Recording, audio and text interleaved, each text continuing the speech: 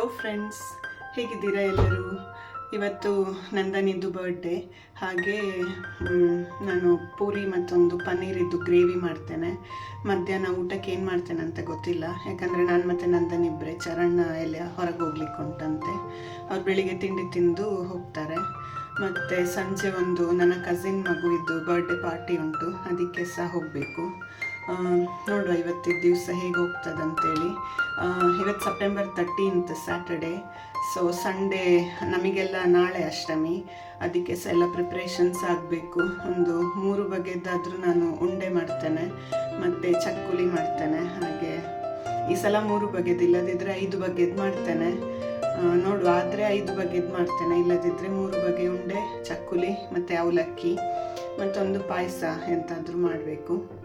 ಹಾಗೆ ನೋಡುವ, ಅದು ಸಹ ಪ್ರಿಪ್ರೇಷನ್ಸ್ ಎಲ್ಲ ಮಾಡಿಟ್ರೆ ನಾಳೆಗೆ ಸುಲಭ ಆಗ್ತದೆ. ನೋಡುವ ಹೇಗಾಗ್ತದೆ ಅಂತೇಳಿ. ಈಗ ನಾವೆಲ್ಲ ತಿಂಡಿಗೆ ರೆಡಿ ಮಾಡಿಕೊಳ್ಳುವ. ನಂದನಿಗೆ ಪೂರಿ ಇಷ್ಟ, ಅದಕ್ಕೆ ನಾನು ಪೂರಿ ಮತ್ತು ಮೇಥಿ ಮಟರ್ ಪನ್ನೀರ್ ಮಾಡ್ತಾ ಇದ್ದೇನೆ. ಅದಾದಮೇಲೆ ಸ್ವೀಟೆಲ್ಲ ನಾನು ಶಾಪಿಂದವೇ ತಗೊಂಡು ಬಂದದ್ದು. ಅವನಿಗೆ ಕಾಜು ಕಟ್ಲಿ ಮತ್ತು ಜಿಲೇಬಿ ತುಂಬ ಇಷ್ಟ, ಸೊ ಅದನ್ನು ನಿನ್ನೆ ಸಂಜೆ ಹೋಗಿ ತಗೊಂಡು ಬಂದಿದ್ದೇನೆ. ಈಗ ಬೆಳಿಗ್ಗೆ ತಿಂಡಿಗೆ ಪೂರಿ ಮಾಡುವ, ಮತ್ತು ಮಧ್ಯಾಹ್ನಕ್ಕೆ ಮೋಸ್ಟ್ಲಿ ಅನ್ನ ಸಾರು ಮಾಡ್ತೇನೆ ಸಿಂಪಲ್ಲಾಗಿ.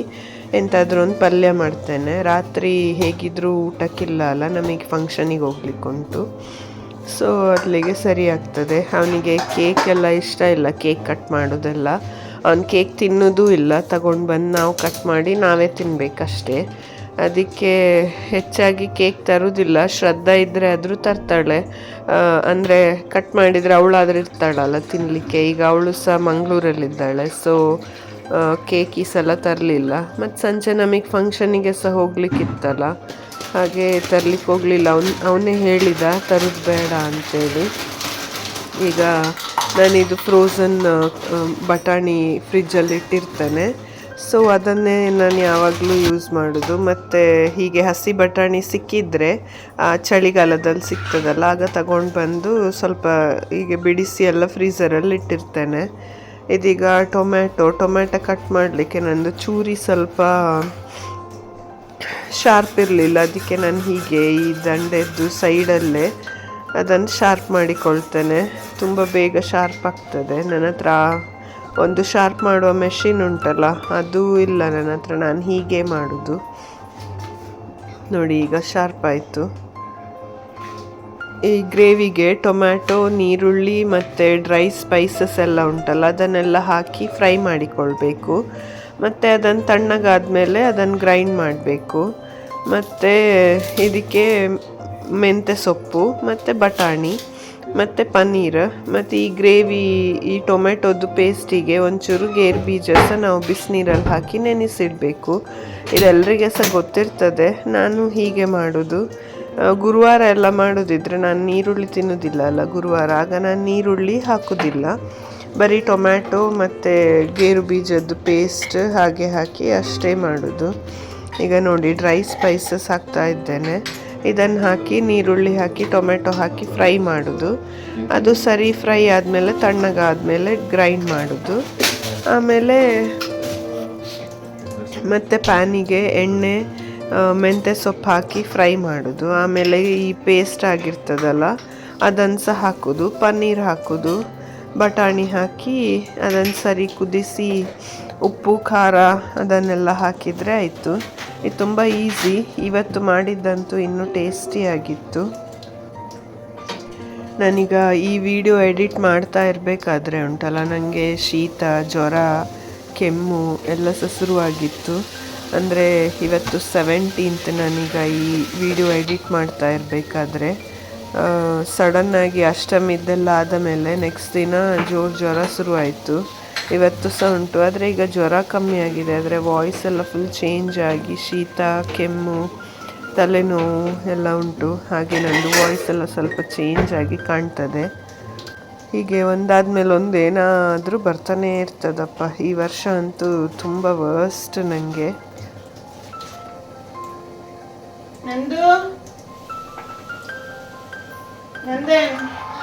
ನೀನು ಸಹ ಸ್ನಾನ ಮಾಡಿ ಬಾ, ಸ್ನಾನ ಮಾಡಿ ಚಪ್ಪ ಮಾಡಿ.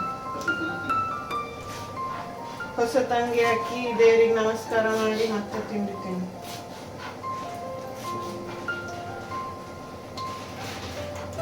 ಈ ವಿಡಿಯೋವನ್ನು ನಾನು ಮಂಡೇ ಪೋಸ್ಟ್ ಮಾಡಬೇಕಂತೇಳಿದ್ದದ್ದು, ಆಗಲೇ ಇಲ್ಲ, ಹೇಳಲಿಕ್ಕೆ ಆಗಲಿಲ್ಲ, ವಾಯ್ಸ್ ಓವರ್ ಕೊಡಲಿಕ್ಕೂ ಆಗಲಿಲ್ಲ, ಎಡಿಟ್ ಮಾಡಲಿಕ್ಕೂ ಆಗಲಿಲ್ಲ.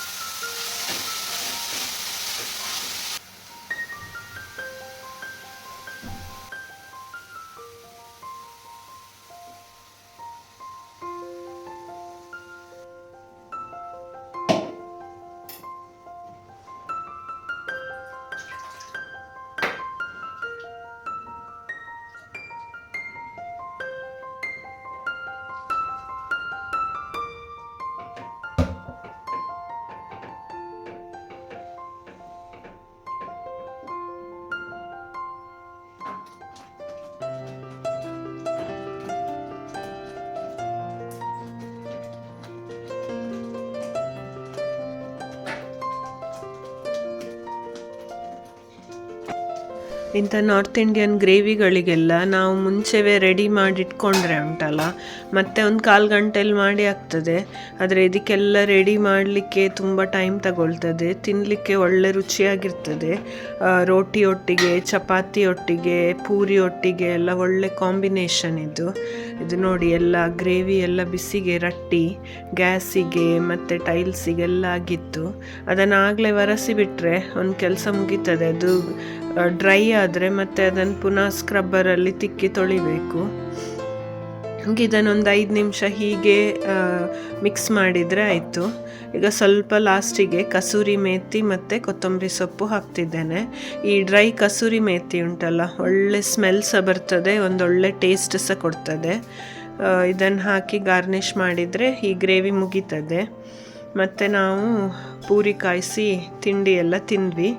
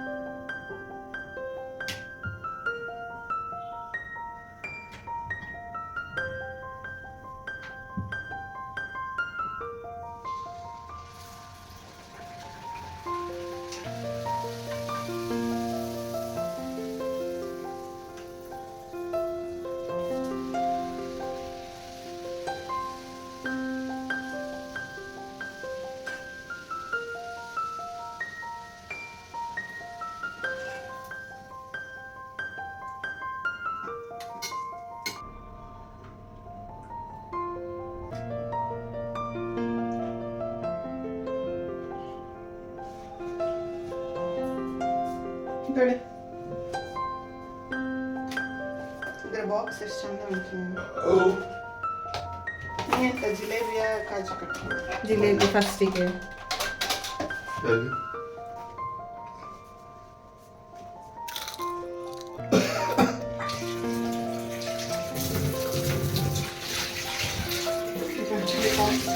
ತಟ್ಟೆಯಲ್ಲಿ ಇಟ್ಕೊ. ಮತ್ತೆ ತುಂಬ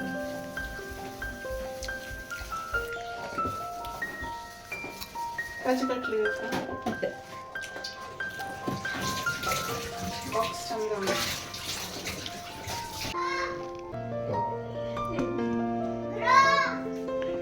ಬ್ರೋ ಎಲ್ಲಿ? ಬ್ರೋ ಅನ್ನು ಹುಡುಕು.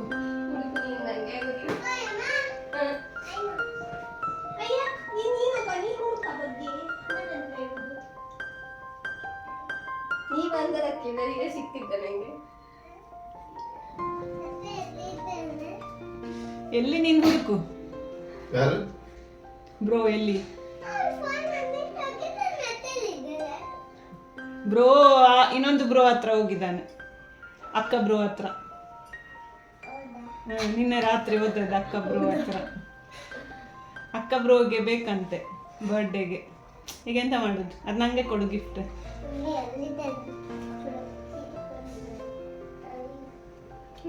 ಅಲ್ಲ ಟಪ್ಪೊಳಗೆ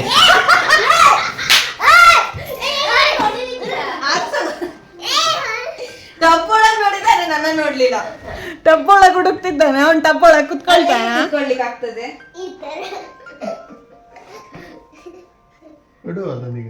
ಹ್ಯಾಪಿ ಬರ್ಡೇ ಹೇಳ. ಥ್ಯಾಂಕ್ಸ್ ಹೇಳು ಅವನಿಗೆ. ಚಾಕ್ಲೇಟ್ ಎಲ್ಲ ಕೊಡು. ಹ್ಯಾಪಿ ಬರ್ಡೇ ಬೇಟ. ಅತ್ತೆ ಎಂತ ನೋಡುದು?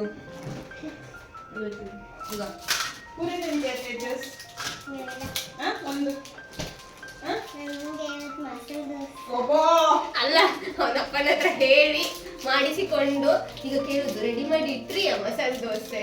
ಏನ್ ಇವ್ನು ದೊಡ್ಡ 10 ದೋಸೆ ತಿನ್ನೋರಾಗೆ ಮಾಡ್ತಾನೆ. ಈಗ ಮಧ್ಯಾಹ್ನ ಊಟಕ್ಕೆ ಅನ್ನ ಸಾರು ಮತ್ತು ಪಲ್ಯ ಮಾಡಿದ್ದೆ ಅಷ್ಟೇ. ಸೊ ಅದನ್ನೀಗ ನಂದನಿಗೆ ಹಾಕಿ ಕೊಡ್ತಾ ಇದ್ದೇನೆ.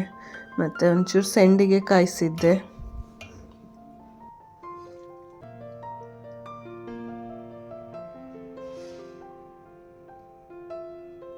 ಇದೀಗ ಸಂಜೆ 5:30 ಆಗ್ತಾ ಬಂತು.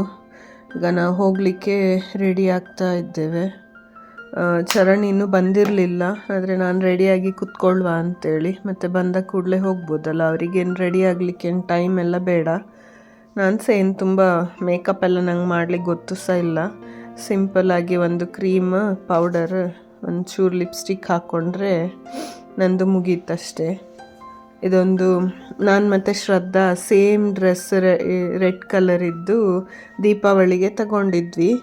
ಆದರೆ ಎಂತ ಆಗಿತ್ತು ಹೇಳಿದರೆ, ಅವಳದು ಮತ್ತು ನಂದು ಡ್ರೆಸ್ ಎಕ್ಸ್ಚೇಂಜ್ ಆಗಿತ್ತು. ಅವಳ ಹತ್ರ ಮೀಡಿಯಮ್ ಸೈಜ್ ಇತ್ತು, ನನ್ನ ಹತ್ರ ಎಕ್ಸೆಸ್ ಇತ್ತು. ಹಾಗೆ ಮತ್ತು ಒಂದು ಸ್ಟಿಚ್ ಬಿಚ್ಚಿ ಈಗ ಇದನ್ನೇ ಸ್ವಲ್ಪ ಲೂಸ್ ಮಾಡಿಕೊಂಡು ಹಾಕ್ಕೊಂಡಿದ್ದೇನೆ. ಇದರ ಪಲಾಜೋ ಪ್ಯಾಂಟ್ ಸಹ ಅವಳ ಹತ್ರವೇ ಇತ್ತು. ಅದು ಆ ದಿವಸ ತಗೊಂಡು ಹೋದದ್ದು, ಎಕ್ಸ್ಚೇಂಜ್ ಆದದ್ದು, ತರಲಿಕ್ಕೆ ನೆನಪೇ ಇಲ್ಲ ನನಗೆ. ಹಾಗೆ ಬರೀ ಟಾಪ್, ಇದಕ್ಕೆ ರೆಡ್ ಕಲರ್ ಪ್ಯಾಂಟ್ ಹಾಕ್ಕೊಂಡೆ ನಾನು. ಮತ್ತೆಂತ ಮಾಡೋದು, ಇದೆ ಅಂತ ಡಿಸೈಡ್ ಮಾಡಿದ್ದೆ. ಮತ್ತು ಬೇರೆಲ್ಲ ಡ್ರೆಸ್ಸಿಗೆ ಅಯನ್ ಆಗಿರಲಿಲ್ಲ, ಅದಕ್ಕೆ ಮತ್ತೆ ಇದನ್ನೇ ಹಾಕ್ಕೊಂಡು ಹೇಗೋ ಒಂದು ಸ್ವಲ್ಪ ಅಡ್ಜಸ್ಟ್ ಮಾಡಿಕೊಂಡೆ.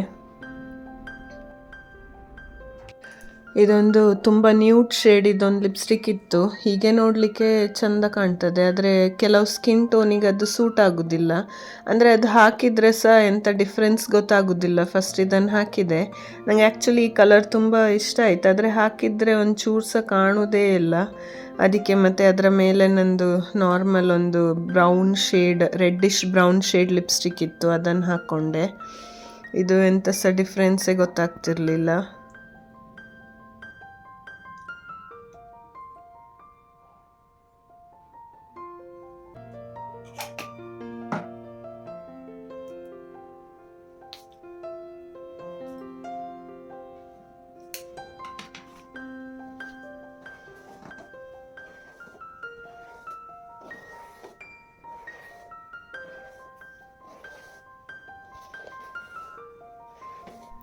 ಸೊ ಇದಾಗಿತ್ತು ನಂದು ಇವತ್ತಿನ ವ್ಲಾಗ್. ಇಷ್ಟ ಆಗಿದ್ದರೆ ಒಂದು ಲೈಕ್ ಕೊಡಿ, ಹಾಗೆ ನನ್ನ ಚಾನಲ್ಗೆ ಸಬ್ಸ್ಕ್ರೈಬ್ ಮಾಡಿ. ಇದು ವಿಡಿಯೋದ ಎಂಡಲ್ಲಿ ನಾನು ಆ ಬರ್ಡೇ ಸ್ವಲ್ಪ ಕ್ಲಿಪ್ಪಿಂಗ್ಸ್ ಎಲ್ಲ ಹಾಕಿದ್ದೇನೆ. ಪ್ರಾಪರ್ ವಿಡಿಯೋ ಮಾಡಲಿಕ್ಕಾಗಲಿಲ್ಲ, ಅದಕ್ಕೆ ಸುಮ್ಮನೆ ಹೀಗೆ 1-2-3 ಕ್ಲಿಪ್ಪಿಂಗ್ಸ್ ಹಾಕಿದ್ದೇನೆ ಅಷ್ಟೇ. ಇನ್ನೊಂದು ವ್ಲಾಗಲ್ಲಿ ಮತ್ತೆ ಸಿಗ್ತೇನೆ. ಅಲ್ಲಿವರೆಗೆ ಟೇಕ್ ಕೇರ್, ಬಾಯ್ ಬಾಯ್.